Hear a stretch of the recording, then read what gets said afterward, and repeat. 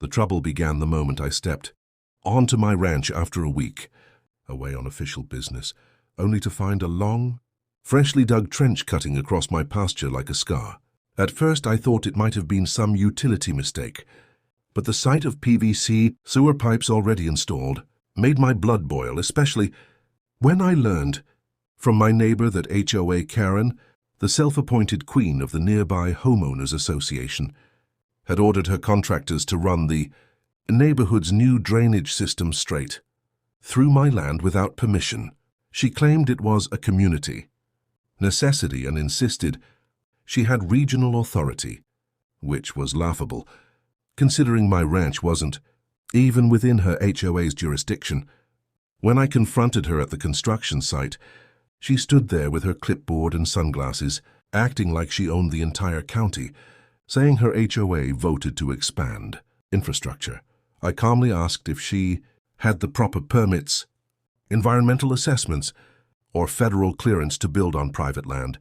She snapped that she didn't need permission and that the EPA never checks out here anyway.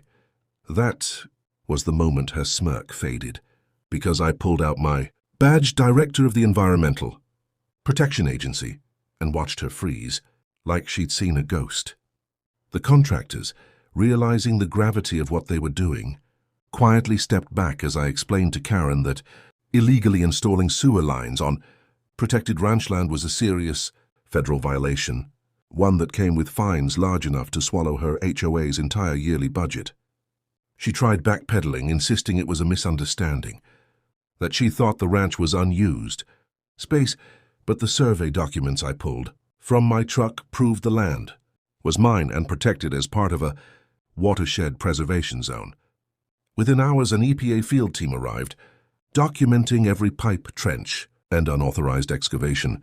Karen's face went pale as they measured soil disruption and photographed contamination risks from her sewage system plan.